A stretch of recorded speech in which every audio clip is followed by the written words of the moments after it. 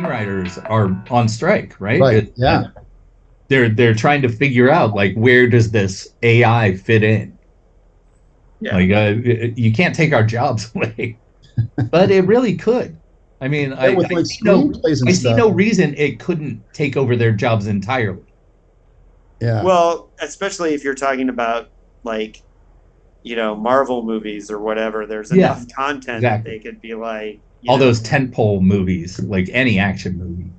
well, and there's directors. Joe Russo was on. I heard him on some podcast. He was one of the Infinity War Russo directors. brothers? Yeah, one of the Russo brothers, and he said that what he's worried is that at some point somebody that Hollywood you'd be able to go and say, I want a movie starring Humphrey Bogart written in the style of Stanley Kubrick, and it will give you these like weird mashups or whatever, and like, I want a new Harrison Ford. Yeah, I mean that's absolutely what it's going to be able to do. So. And the thing is, it's like because there's of course in higher education there's discussions like this all over the place, and eventually, right now I'm like, you guys, but my big thing is you can't have this thing write something for you if you don't know the words. That's the main thing.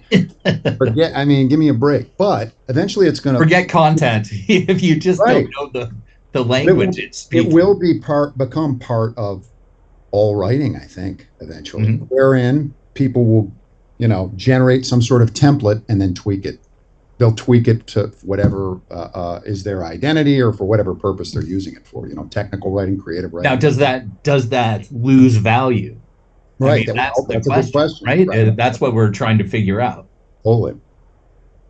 Well, yeah, and look, speaking as the author of The Last Night to Kill Nazis, and I had the moment where like I thought of the title and thought of the whole book, and I had like a 2.5 month, 3 month process of writing it. Now, would it have been easier to just say like, oh, I had this great idea, here it is, write it for me in 30 seconds?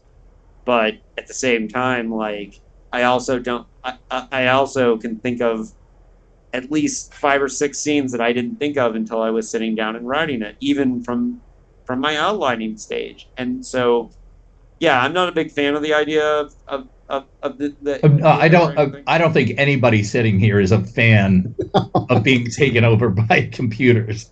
No. But I mean, we're just talking about the probability of it happening. Yeah. So, but the point is that Phil kind of nailed it with Big Noodle.